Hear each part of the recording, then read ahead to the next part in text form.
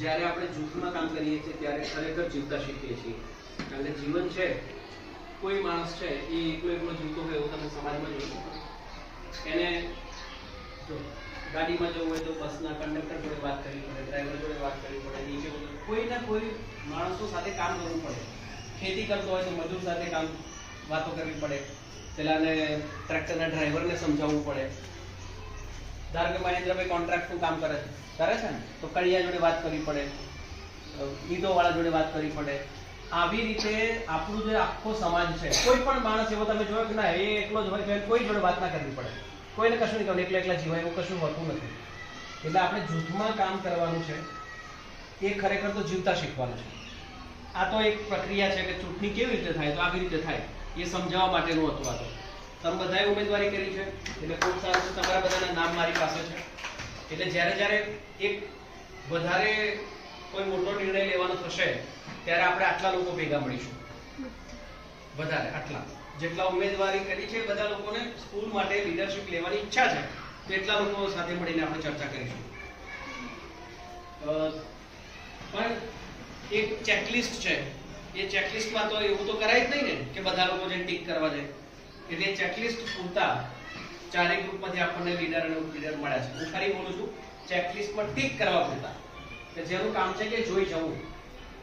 આપણી શાળામાં ધારો કે આચાર્ય કોણ છે? નામ બોલો પહેલા, તમે પહેલા નામ બોલો. બરાબર છે, હું છું ને. પણ એવું હોય છે કે હું કહું એમ જ બધાએ બધું કરી દેવાનું એવું હોય છે ના હોય. જે જગ્યા પર જેનું કામ છે, જેમ કે ભાઈ કમ્પ્યુટરનું કામ છે, ગોપાલ સંભાળતો હોય તો એ લીડરશિપ કોની છે એ જગ્યા પર? ગોપાલ છે. જેમ કે તમારા પરીક્ષાના નંબર પાડવા એ બધી લીડરશિપ કોની છે? કોની છે? નહીં, પરીક્ષા શાંતિ સાહેબ. તમારે પેલો જાતિનો દાખલો કે એવું લખવાનું હોય છે તો કોનો સંપર્ક કરવો? પછી હું કહું કે નહીં હું જ આચાર્ય છું, મેરે કો પૂછે તો फिर ऐसा नहीं होगा, તો એ સારી લીડરશિપ કહેવાય? ન કહેવાય ને. છોડ કેવા રોપવા, ક્યારે રોપવા, ક્યાંથી લાવવા, આ બધું ડિસાઈડ કોણ કરે છે? આપણે. તો એ લીડર છે કે નહીં? એમ આપણે બધા લીડર છીએ.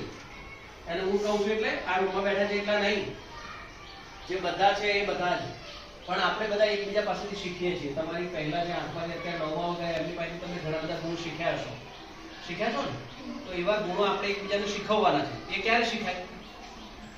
તું તો જા, તું તો જા, ઇધર આ. આવી રીતે શીખાય કે આપણે એની સાથે કામ કરતા કરતા શીખાય? તમને એ લોકોએ શીખવાડ્યું છે કે ચલ ચાવી લઈ લે, પહેલી જ વારમાં બધું આવડી ગયું, પણ કોઈ જતું એની જોડે લઈ જઈએ આપણે. તો આવી રીતે આપણે પેઢી દર પેઢી એકબીજાને જીવતા શીખવવાનું છે. સ્કૂલ તરીકે આપણે આટલું ઘણું બધું સારું કરી શક્યા છીએ. અને હવે અલ્ટિમેટ આપણા બધાની એ પણ જવાબદારી છે કે હજુ વધારે સારું કરી શકીએ. તમે વધારે સારી રીતે શીખી શકો. ભણાઈ કરતા કરતા તમને શીખવાનું વધારે સારું થાય. હોમવર્કના નવા નવા આઈડિયાઝ વિચારો. હવે આપણે આટલા જ છીએ, આટલા તો વિચારવો પડશે ને. તો એવા આઈડિયાઝ વિચારી શકીએ હોમવર્ક કેવી રીતે વધારે સારી રીતે થતું થાય. કોમ્પિટિટિવ જે એક્ઝામ આવે છે, ફિનાન્સિયલ ટુ ફિનાન્સરના, એનએમએમએસ, એમાં વધારે સારું પરિણામ કેવી રીતે લાવી શકાય એના વિશે વિચારો કરીશું. તો અલ્ટિમેટ આપણે જે ખાલી સહી કરવા પૂરતા, જેમ મારે બેંકના એની અંદર સહી કરી લે તો મારે કરવી પડે છે, બસ એટલા સહી કરવા પૂરતા આપણે લીડરની ચૂંટણી થઈ ચૂકી છે. એટલે કેબિનેટ મળવાની થશે ત્યારે આપણે 8 લોકો અને જે પ્રમુખ ઉપપ્રમુખની ચૂંટણી હજુ હવે શરૂ કરશે. આપણે પ્રમુખ ચૂંટણી અધિકારીને વિનંતી કરીએ કે હવે એના વિશે પણ વિચારે અને ઝડપથી પ્રમુખની પણ ચૂંટણી કરાવડાવે. અને એ ચૂંટણી થઈ જાય પછી આપણી કેબિનેટ પૂરી થઈ જશે. પણ જ્યારે આપણે બહુ બધા લોકોને ભેગા બધા સાથે મળી નિર્ણય લઈ લેતા હોઈએ અને કોઈ નિર્ણય લેવાનો હશે તો આપણે આટલા લોકો તો ભેગા થઈશું.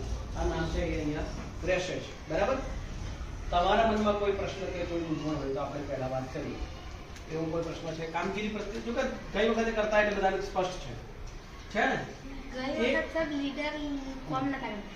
હા, ઓકે. એક આપણે એવું કરી શકીએ આ વખતે એટલીસ્ટ અહીંયા જેટલા બેઠા છે, જે લોકો લીડરને મત મળે અને જે લોકો ઉમેદવાર હોય, આટલા લોકો તો પહેલી કામગીરી આપણે પહેલા શરૂ કરીએ, કોઈને કહેતા પહેલા. આટલું કરી દઈએ ને કેટલો મોટો ફરક આવી જાય. કોઈ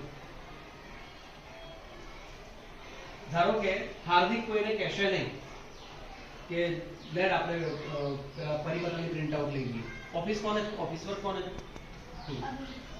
હા તો અર્ચુ ધારો કે કોઈ કહેવા ના રહે કે ચાલ કમ્પ્યુટર ચાલુ કર દે, એ તું કમ્પ્યુટર ચાલુ કર, એવું કહેવા ના રહે અને અર્ચુ જાતે કમ્પ્યુટર ચાલુ કરે તો તરત જ કાજલે કરવું જ જોઈએ ને, કાજલેમાં જોડાઈ જ જાય, બાકીના બધા માણસો જોડાતા જાય ને. તો એવું આપણે આ વખતે કરીશું. એક લીડરશિપનો સૌથી મોટો જે ગુણ છે બધાએ કેળવવાનો છે, તમને બંનેને ખાસ ખાસ કરીને કહું છું કે આપણે કેવું અનુભવીએ છીએ એ આપણી ટીમ પર અસર થવા દેવું હોય એવું રાખી ન શકાય. ધારો કે હું કાલે બહુ બીમાર હતો, બહુ જ બીમાર હતો. ખબર છે શું બીમારી હતી? અરે તેરી એ ખાનગી બીમારી હતી કહેવાય. તો હવે એની અસર હું તમને આઈ લઉં કે મારે તો કામ નહીં થતું, તો બધું તમારા બધાનો મૂડ બી કેવો થતો જાય, લો થતો જાય. તો ટીમ તરીકે કામ કરવા માટે આપણને કેવું અનુભવાય છે એના કરતા આપણે શું કરવાનું છે એની પર વધારે ધ્યાન આપવાનું. ધ્રુવ ને પપ્પા ઘેર લડે પણ પછી ધ્રુવ આવું મોઢું ના આવે, પછી એના ગ્રુપનો કોઈ માણસ મળે છે, ધ્રુવ આપણે પેલું છોડ દાવા રોપી દઈએ, હવે આની અસર શેની પર થાય? ટીમ પર થાય ને. એટલે એક ગ્રુપની જે ટીમ વર્ક તૂટ્યું એટલે આખી સ્કૂલનું તૂટ્યું કહેવાય ને. તો શું કરવું જોઈએ આપણે બધાએ? તો યાર એ જે ઘટના બની એ જુદી ઘટના હતી, એ કામ જુદું કામ હતું, બાપાનું લડવું જુદું કામ હતું. બાપા લડ્યા એને અને મારી ટીમને શું લેણા દેણા? તો જો આપણે ચારેય ટીમો આપણું શ્રેષ્ઠ કરીશું તો અલ્ટિમેટ આપણી સ્કૂલની આખી ટીમ તરીકે સરસ કરી શકશે. એટલે તમે જ્યારે પોતાની ટીમમાં કામ કરતા હોય ત્યારે ટીમના મેમ્બર તરીકે કામ કરો. વર્લ્ડ કપ જીત્યા ને હમણાં આપણે, કોના લીધે જીત્યા? એવું કહેવાય કે પછી કે વિરાટ કોહલી ના રમે હોત તો ભાઈ કોક કીધું બુમરાહે ઓવર સારી ના નાખ્યો હતો તો પેલો કે પણ હર્ષદીપની ઓવર સરસ હતી, ભાઈ કોક કેમ કે બધું છોડ દો, સૂર્યકુમાર યાદવ પેલો કેચ ના પકડ્યો હતો, આવું થાય ને.